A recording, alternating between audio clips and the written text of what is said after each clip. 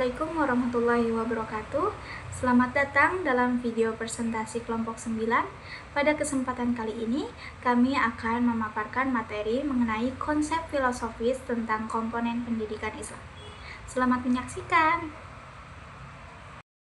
Di sini saya akan menjelaskan materi tentang pengertian konsep dasar pendidikan Islam. Konsep dasar pendidikan Islam adalah landasan pemikiran dan kerangka acuan yang menjadi titik tolak dalam memahami, merancang, dan melaksanakan pendidikan berdasarkan nilai-nilai ajaran Islam. Konsep ini mencakup pemahaman tentang hakikat manusia, tujuan pendidikan, metode, isi, dan peran guru dan siswa. Yang kedua yaitu materi tentang hakikat filsafat dalam pendidikan Islam. Hakikat filsafat dalam pendidikan Islam terletak pada upaya memahami secara mendalam, yang bisa disebut juga dengan tafakuh. Tafakuh ini bisa berbagai aspek pendidikan dari perspektif ontologi, epistemologi, dan aksiologi dalam Islam. Dari sisi ontologi, filsafat pendidikan Islam memandang manusia sebagai makhluk ciptaan Allah yang memiliki potensi fitrah dan diberi tanggung jawab sebagai khalifah di muka bumi. Dari sisi epistemologi, sumber ilmu dalam Islam berasal dari wahyu, atau yang disebut juga dengan Al-Quran dan hadis, akal yang sehat, dan pengalaman inderawi yang selaras dengan syariat. Sementara secara aksiologis, tujuan pendidikan diarahkan pada pembentukan manusia paripurna, yaitu bisa disebut juga dengan insan kamil, yang mampu mengabdi kepada Allah serta bermanfaat bagi sesama. Nah, dalam filsafat pendidikan Islam menekankan sejumlah aspek penting yang menjadi pondasi utamanya. Yang pertama ada berpusat pada tauhid.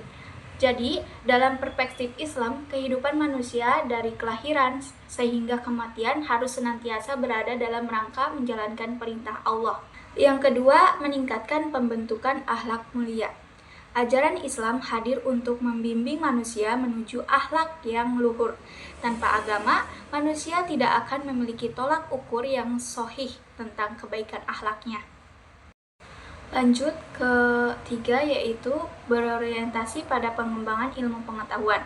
Nah, pendidikan di sini Islam juga bertujuan untuk mengembangkan potensi intelektual umat. Jadi ilmu itu dipandang sebagai bagian dari sunnatullah, yaitu hukum-hukum Allah yang tercermin dalam ciptaannya, meskipun tidak secara tekstual tertulis dalam kitab suci. Selanjutnya, sumber utama filsafat pendidikan Islam adalah Al-Quran dan hadis. Yang pertama, Al-Quran merupakan wahyu Allah yang diturunkan kepada Nabi Muhammad SAW sebagai pedoman hidup umat manusia. Membaca dan memahaminya merupakan bentuk ibadah dan akan mendapatkan pahala. Yang kedua, di sisi lain, mencakup semua yang bersumber dari Rasulullah SAW, baik berupa ucapan, perbuatan, persetujuan, maupun karakter beliau sebelum dan sesudah menjadi Rasul. Dan bagian B, tujuan pendidikan Islam. Tujuan pendidikan Islam merupakan sesuatu saran yang harus diwujudkan baik selama proses pendidikan berlangsung maupun setelahnya. Aspek-aspek kepribadian individu yang berkaitan dengan dimensi pengetahuan kognitif, keterampilan psikomotorik, serta aspek emosional. Hasan Nanggulung 1989 mengklarifikasikan tujuan pendidikan Islam ke dalam tiga bentuk, yakni yang pertama tujuan pokok. Tujuan pokok ini merupakan tujuan absolut yang dipengaruhi oleh perubahan ruang dan waktu. Yang kedua, tujuan umum. Dalam proses pendidikan diharapkan tercapainya tujuan-tujuan umum seperti bentuknya perubahan dalam sikap, penguasaan pengetahuan kognitif, emosi, serta keterampilan jasmani, psikomotorik. Yang ketiga, tujuan khusus. Tujuan ini merupakan bentuk penjabaran dari tujuan umum yang lebih rinci dan kontekstual. Dan selanjutnya, di bagian C, kompetensi pendidikan dalam filsafat pendidikan Islam. Seorang guru dituntut memiliki sejumlah kemampuan kompetensi yang mendukung kebutuhan dan perkembangan peserta didik. Dalam peraturan disebutkan bahwa ada 4 jenis kompetensi yang wajib dimiliki oleh guru personal, yaitu yang pertama, kompetensi pedagogik. Guru dituntut mampu merancang, melaksanakan, mengevaluasi proses pembelajaran. Ia harus memahami pengelolaan kurikulum, penyusunan rencana pembelajaran. Dan kompetensi pedagogik mencakup kemampuan berikut. Yang pertama, memahami dasar pendidikan. Yang kedua, mengenal karakteristik peserta didik. Yang ketiga, menguasai penyusunan kurikulum dan silabus. Dan yang kedua, kompetensi kepribadian.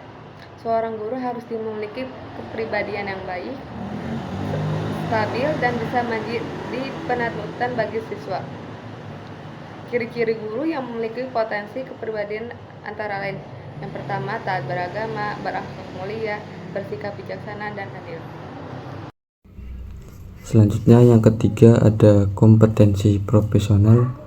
Aspek-aspek dalam kompetensi profesional meliputi yang pertama, menguasai isi materi pelajaran sesuai kurikulum. Yang kedua, memahami konsep, pendekatan, dan metode yang relevan dalam bidang keilmuannya. Yang ketiga, mampu menciptakan suasana belajar yang mendukung, termasuk memiliki kemampuan berempati dan membangun hubungan positif dengan siswa. Yang keempat, kompetensi sosial. Aspek-aspek dari kompetensi sosial meliputi yang pertama, mampu berkomunikasi dengan efektif secara verbal dan tulisan, mahir menggunakan teknologi informasi dan komunikasi, mampu bergaul dan bekerja sama dengan rekan kerja, atasan, siswa, dan masyarakat luas. Yang terakhir, menunjukkan sikap santun dan menjalin hubungan sosial yang harmonis, memiliki semangat kebersamaan dan persaudaraan sejati. Kesimpulan, pendidikan Islam memiliki komponen-komponen yang saling terkait dan membentuk fondasi yang kokoh untuk mencapai tujuan pendidikan yang holistik. Konsep filosofis pendidikan Islam menekan pentingnya integrasi antara aspek spiritual, intelektual, dan moral dalam pendidikan, dalam membentuk pribadi muslim yang seimbang dan berakhlak mulia. Dan dengan memahami dan mengimplementasikan konsep filosofis ini, pendidikan Islam dapat membentuk generasi yang tidak hanya memiliki pengetahuan yang luas, tetapi juga memiliki karakter yang kuat dan beriman. Oleh karena itu, penting bagi pendidik dan pemangku kebijakan untuk memahami dan mengintegrasikan konsep filosofis ini dalam sistem pendidikan Islam. Alhamdulillah, mungkin itu saja pemaparan materi dari video kelompok 9. Semoga apa yang kami sampaikan bermanfaat. Kami pamit undur diri. Wassalamualaikum warahmatullahi wabarakatuh.